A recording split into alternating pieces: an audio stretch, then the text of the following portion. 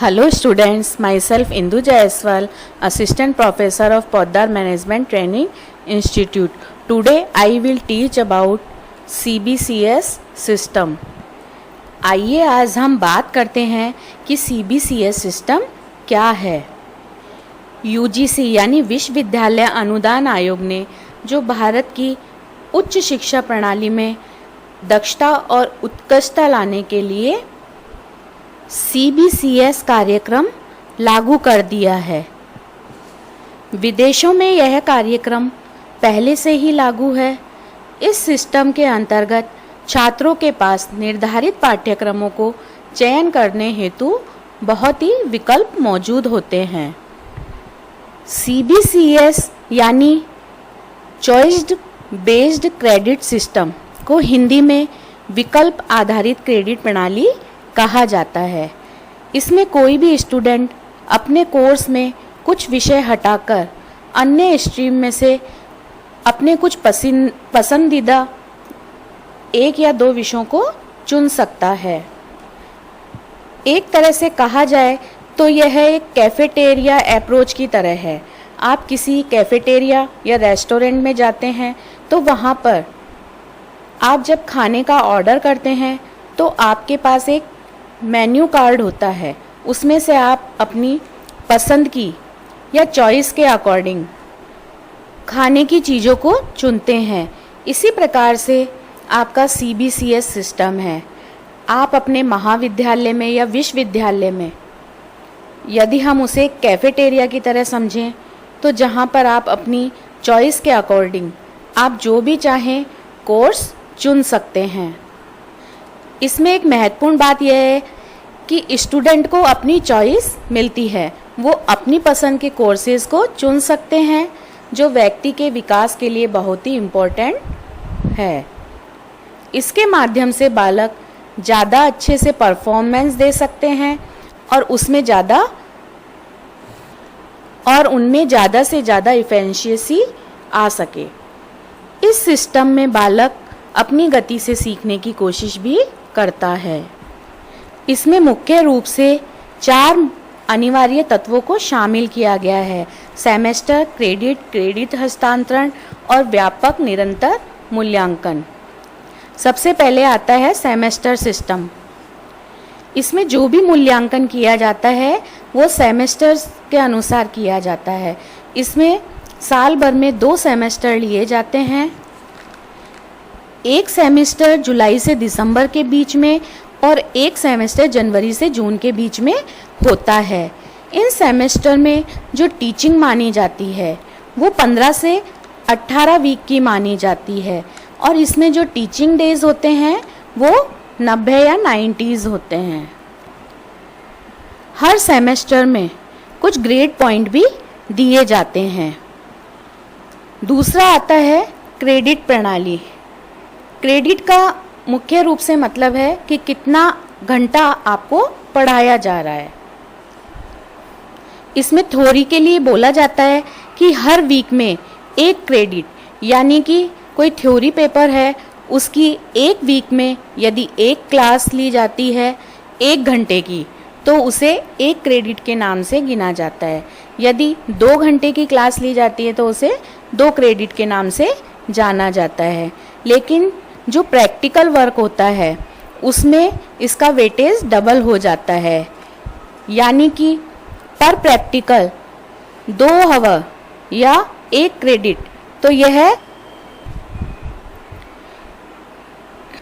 एक तरह से देखा जाए तो यदि कोई बच्चा किसी क्लास को 1 घंटे की अटेंड करता है तो उसे 1 क्रेडिट दिया जाता है। यदि वो उससे अधिक क्लास अटेंड करता है तो उसे अधिक क्रेडिट गिना जाता है। अब आता है क्रेडिट हस्तांतरण।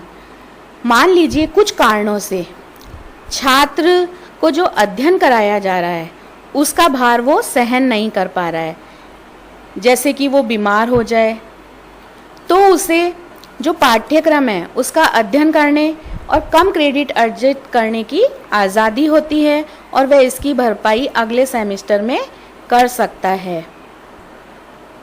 या फिर कोई बालक यदि एक विद्यालय या महाविद्यालय में नहीं पढ़ पा रहा है और वो दूसरा चेंज करना चाहता है या फिर कहीं उसका ट्रांसफ़र हो जाता है तो वो वहाँ चला जाता है, तो भी उसके जो पुराने क्रेडिट्स हैं वो अन्य विश्वविद्यालय, विद्यालय या महाविद्यालय में काउंट कर दिए जाते हैं।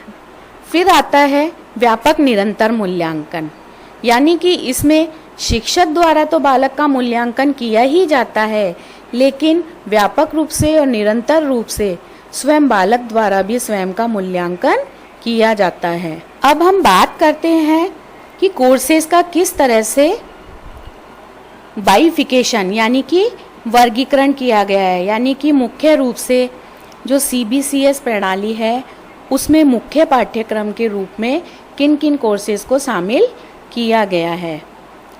सबसे पहले कोर, फिर है इलेक्टिव और फिर है फाउंडेशन। कोर कोर्सेज वे होते हैं जो कंपलसरी हैं, यानी कि वे सबके लिए ही ज़रूरी होते हैं।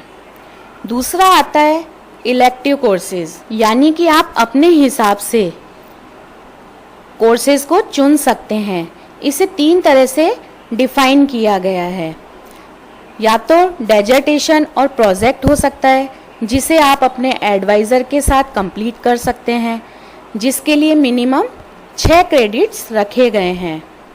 दूसरा है जेनरिक या ओपन कोर्सेज, यानी कि आप अपने सब्जेक्ट से परे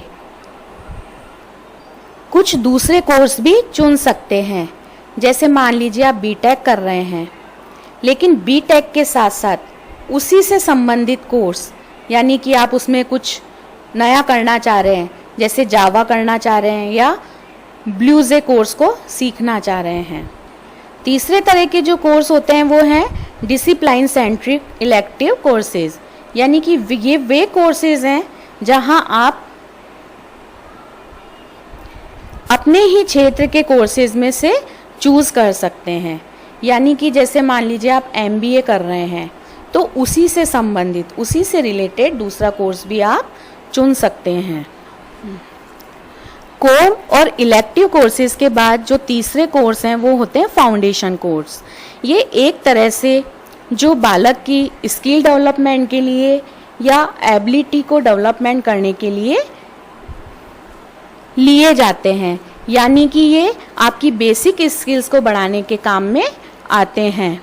इनमें आप जैसे कंपलसरी सब्जेक्ट होते हैं, जैसे मान लीजिए कंपलसरी इंग्लिश एबिलिटी बढ़ाने के लिए, या फिर एनवायरनमेंट जो कि एक कंपलसरी कोर्स के रूप में शामिल कर दिया गया है। इसके अलावा आप स्किल्स को बढ़ाने के लिए जैसे कंप्यूटर साइंस ले सकते हैं, फिजिकल एजुकेशन भी ले सकते हैं। अब इन कोर्सेज को ध्यान में रखकर जो ग्रेडिंग दी जाती है वो 10 पॉइंट्स में होती है, जैसे इस टेबल के माध्यम से दिखाया गया है। जो हाईएस्ट है वो आउटस्टैंडिंग, यानी कि 10 पॉइंट्स उसे प्राप्त होते हैं। या फिर जिस बच्चे को 9 पॉइंट प्राप्त हुए हैं उसे A+ यानी कि अति उत्कृष्ट यानी कि एक्सीलेंट बताया गया है।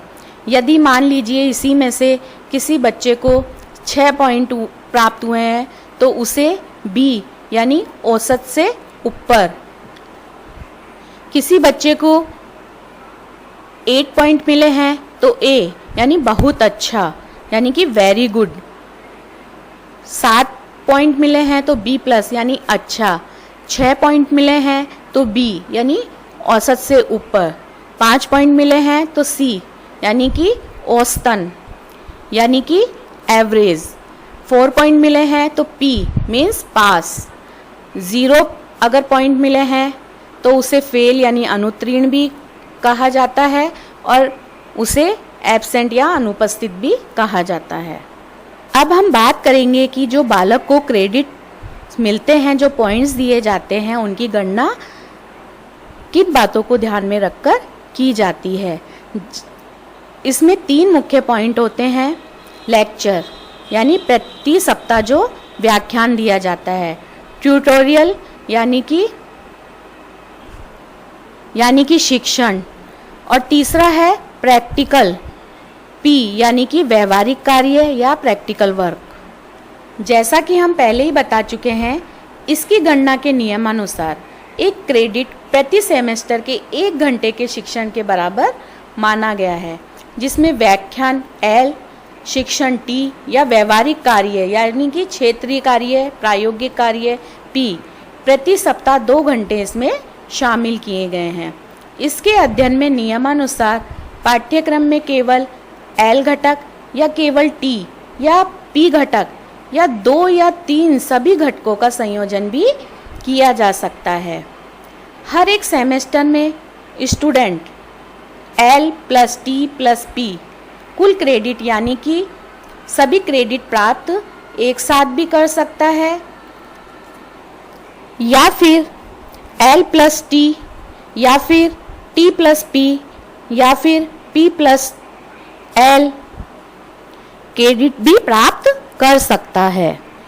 यानी कि यदि बालक ने लेक्चर ज़्यादा लिए हैं और ट्यूटोरियल ज़्यादा लिया है तो उन दोनों को कंबाइन कर दिया जाता है। यदि ट्यूटोरियल और प्रैक्टिकल वर्क किया है तो उन दोनों को कंबाइन किया जाता है।